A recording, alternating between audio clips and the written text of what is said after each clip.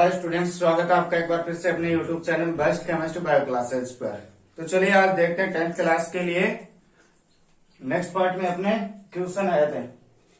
Next part में रासायनिक समीकरण को संतुलित करने के पश्चात कुछ क्वेश्चन आए थे, तो उन क्वेश्चन की अपन क्या कर लेते हैं, चर्चा कर लेते हैं।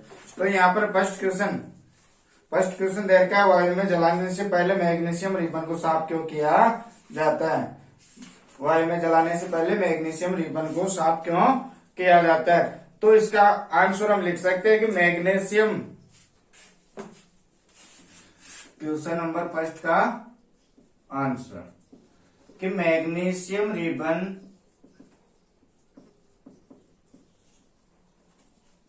सामान्य ताप व नमी के संपर्क में आकर मैग्नीशियम ऑक्साइड बना लेता है, जो कि मैग्नीशियम रिबन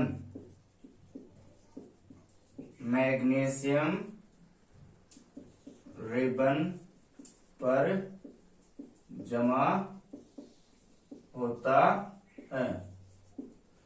अब देखो, मैग्नीशियम रिबन से धातु ऑक्साइड यानी एमजीओ को हटाया जाता है। क्यों? क्योंकि ऑक्सीजन का योग आसानी से हो सके। इस ऑक्साइड को हटाया जाता है ताकि ऑक्सीजन गैस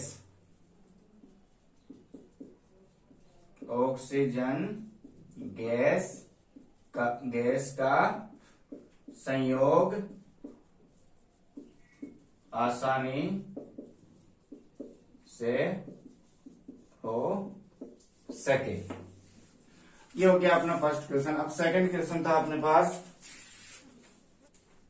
कि निम्नलिखित रासायनिक अभिक्रियाओं के लिए संतुलित समीकरण लिखिए। निम्नलिखित रासायनिक अभिक्रियाओं के लिए संतुलित समीकरण लिखना है। यहाँ पर फर्स्ट जो समीकरण दे रखे वो दे रखे हाइड्रोजन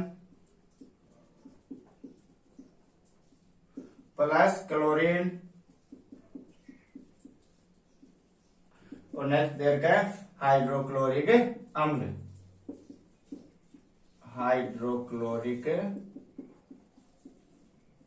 अम्ल। तो रासायनिक अभिक्रिया को संतुलित करने के लिए पहले इसको प्रतीकों के रूप में लिखना पड़ेगा।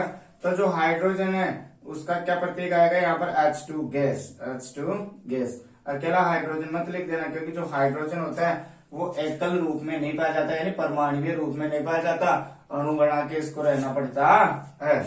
तो क्या हो गया, H2 गैस और प्लस Cl2 ये गैस, यानी क्लोरीन गैस के साथ भी ऐसा ही होता है कि यह परमाणु रूप में नहीं रह सकता। और नेक्स्ट बन रहा है अपने पास HCl। अब यदि हम इसमें अभिकारक और उत्पाद में परमाणु की संख्या की बात करें तो यहाँ पर हाइड्रोजन की संख्या 2 और इधर क्लोरीन की संख्या 2। अब इधर बात करें तो हाइड्रोजन की भी 1 और क्लोरीन की भी 1। तो ऐसी कौन सी संख्या से गुणा करें कि इन दोनों की संख्या क्या 2 हो जाए। तो किससे गुणा करना पड़ेगा, 2 से गुणा करने के पश्चात यह समीकरण क्या हो जाएगा, संतुलित हो जाएगा। अब देखो, हाइड्रोजन की भी 2 और क्लोरीन की भी 2। अब नेक्स्ट इक्वेशन अपने को दे रखी है, barium chloride plus aluminium sulphate. Barium chloride plus aluminium sulphate Al2SO4 3 is equal to AlCl3। इसमें जो बन रहा है वही बना रहे हैं अपन, एल्यूमिनियम क्लोराइड और BaSO4 यानी बेरियम सल्फेट BaSO4।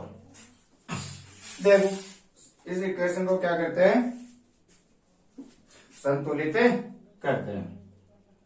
तो सबसे पहले अपन कौन से परमाणु को लेंगे जिसकी संख्या सबसे ज्यादा है। हम यहाँ देख रहे हैं कि यहाँ पर ऑक्सीजन की संख्या क्या है, सबसे ज्यादा 4 गुणा 3 12। यहाँ पर ऑक्सीजन के परमाणु की संख्या कितनी है, 12। तो इधर ऑक्सीजन की संख्या कितनी है, 4। यहाँ पर तो 12 ऑक्सीजन की और इधर ऑक्सीजन की 4।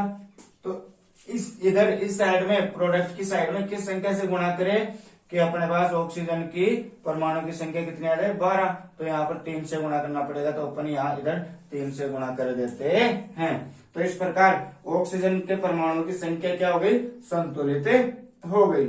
लेकिन एक चीज देखो, यहाँ पर हमने ऑक्सीजन के परमाणु की संख्या को क्या किया, संतुलित किया, लेकिन बेरियम और सल्फर के परमाणु की संख्या में क्या हो गया, अंतर। तो सबसे पहले बेरियम के इधर के परमाणु कितने, 3 और इधर 1, तो इधर 3 से गुणा कर देते हैं, इधर 3 से गुणा कर देते हैं।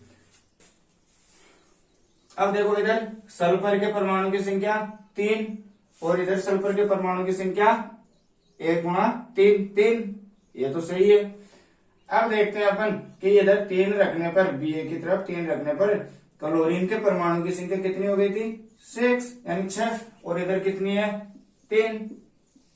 तो इधर कौन सी संख्या से गुणा करें कि क्लोरीन के परमाणु की संख्या कितनी हो जाए, इसके बराबर यानी 6 हो जाए। तो 3 गुणा 2, 3 गुणा 2, तो इधर 2 से गुणा कर देंगे। अब आप देखोगे सर एल्यूमिनियम की तो संतुलितता अपने आप ही हो गई, तो ये क्या हो गया, इसका संतुलित रूप।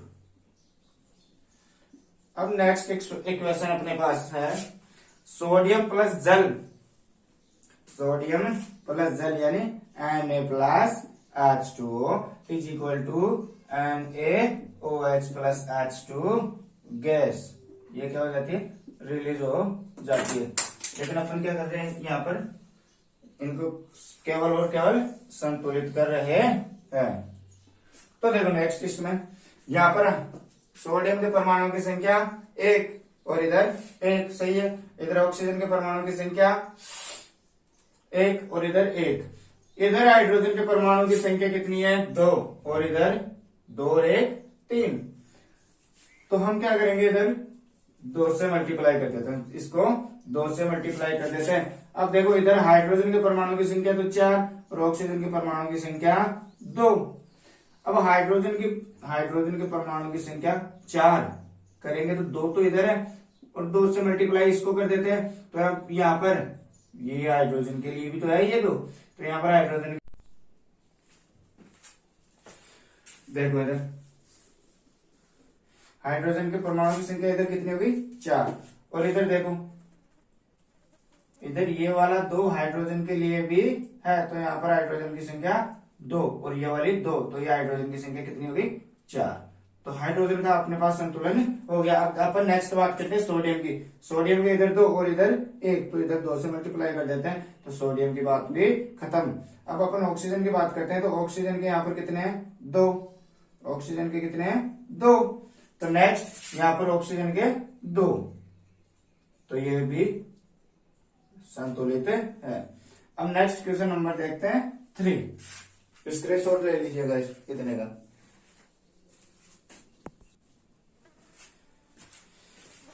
अब हम नेक्स्ट क्वेश्चन नंबर 3 की बात करते हैं। निम्नलिखित अभिक्रियाओं के लिए उनकी अवस्था के संकेतों के साथ संतुलित रासायनिक समीकरण लिखिए। तो यहाँ पर फर्स्ट क्वेश्चन दे रखा थर्ड नंबर का कि जल में बेरियम क्लोराइड तथा सोडियम सल्फेट के विलयन अभिक्रिया करके सोडियम क्लोराइड का विलयन तथा अघुलनशील बेरियम सल्फेट का अवक्षेप बनाता है। तो जल में क्या क्या दे रखा है, बेरियम क्लोराइड और सोडियम सल्फेट।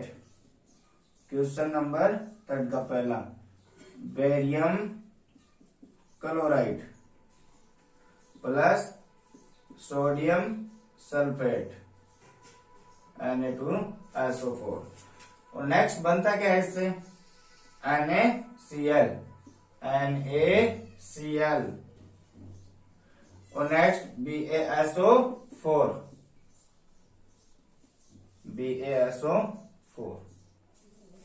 हो गया।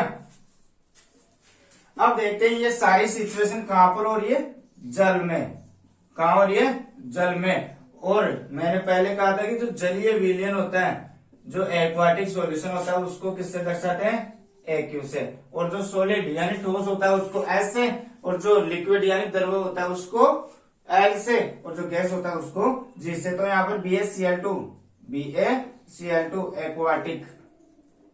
एक्वाटिक सॉल्यूशन बनाते हैं। और Na2SO4 ये भी क्या करते हैं, एक्वाटिक सॉल्यूशन बनाते हैं। और नेक्स्ट NaCl ये भी एक्वाटिक सॉल्यूशन बनाते हैं। और BaSO4 ये क्या बनाता है, एक अविलेय अवक्षेप यानी यह ठोस बनाता है। अब नेक्स्ट बात करें अपन, नेक्स्ट अपने को दे रखा है सोडियम हाइड्रोक्साइड का विलयन हाइड्रोक्लोरिक अम्ल के साथ जलीय विलयन में अभिक्रिया करके सोडियम क्लोराइड तथा जल बनाता है। तो यहाँ क्या दे रखा है, NaOH plus HCl is equal to NaCl plus H2O। अब देखो जब एसिड और बेस और सोल्ट जब जलीय विलयन में होते हैं तो उनके लिए अपन एक्यू यानी एक्वाटिक सॉल्यूशन लिखते हैं। तो यहाँ पर क्या हो जाएगा, एक्यू, यहाँ पर भी एक्यू और यहाँ पर एक्यू। और यहाँ पर जो जल है वो किस फॉर्म में पाया जाता है, लिक्विड फॉर्म में पाया जाता है। स्क्रीनशॉट ले लो इसका। अभी नेक्स्ट देखते हैं अपन अभिक्रियाओं के प्रकार, रासायनिक अभिक्रियाओं के प्रकार। अब नेक्स्ट देखते हैं रासायनिक अभिक्रियाओं के प्रकार। रासायनिक अभिक्रियाओं के प्रकार। यहां पर पहला दे रखा है ऊष्मा के आधार पर, ऊष्मा के आधार पर फर्स्ट नंबर दे रखा है ऊष्मा क्षेपी, और सेकंड नंबर ऊष्मा शोषी। यहाँ पर देखो रासायनिक अभिक्रियाओं के प्रकार की बात करें तो सबसे पहले अपन देखेंगे ऊष्मा के आधार पर रासायनिक अभिक्रियाओं के प्रकार। फर्स्ट नंबर दे रखा है ऊष्मा क्षेपी रासायनिक अभिक्रिया, और सेकंड नंबर ऊष्मा शोषी रासायनिक अभिक्रिया। तो जब अपन इन दोनों की बात करें कि ऊष्मा क्षेपी अभिक्रिया किसे कहते हैं और ऊष्मा शोषी अभिक्रिया किसे कहते हैं, तो ऊष्मा क्षेपी अभिक्रिया वह होती है जिसमें अभिक्रिया होने के दौरान अपने को क्या मिलती है, ऊष्मा मिलती है। या फिर वह रासायनिक अभिक्रिया जिसके संपन्न होने के दौरान ऊर्जा या फिर ऊष्मा का उत्सर्जन होता है। तो फर्स्ट नंबर यानी ए ऊष्मा क्षेपी की बात करें, ऊष्मा क्षेपी रासायनिक अभिक्रिया वह रासायनिक अभिक्रिया जिसके संपन्न होने के दौरान ऊष्मा का उत्सर्जन होता है, क्या कहलाती है, ऊष्मा क्षेपी रासायनिक अभिक्रिया। ऊष्मा क्षेपी रासायनिक अभिक्रिया कहलाती है। अगर इसके एग्जाम्पल की बात करें तो कार्बन का दहन, ये अपने पास हो जाएगा carbon plus oxygen is equal to CO2 plus ऊष्मा, हो गया। और नेक्स्ट बात करें ऊष्मा शोषी अभिक्रिया।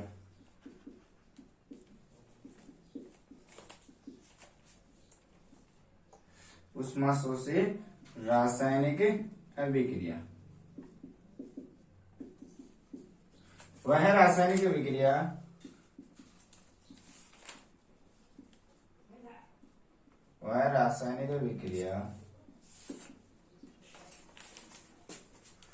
जिसके द्वारा ऊष्मा का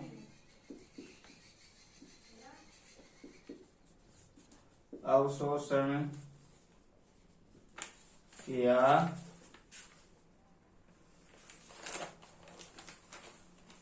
जाता है ऊष्मा क्षेपी रासायनिक अभिक्रिया कहलाती है। ये सॉरी ऊष्मा शोषी रासायनिक अभिक्रिया कहलाती है। ऊष्मा शोषी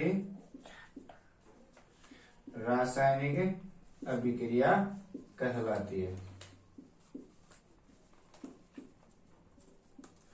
अगर अपन इसके एग्जाम्पल की बात करें तो फेरस सल्फेट का अपघटन, फेरस सल्फेट का अपघटन,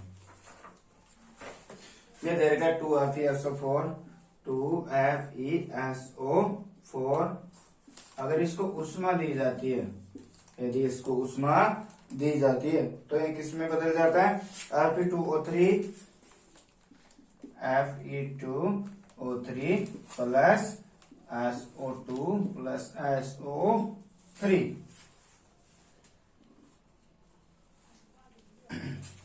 ये हो गया ऊष्माशोषी अभिक्रिया का एग्जाम्पल। बाकी नेक्स्ट देखेंगे अगली क्लास में।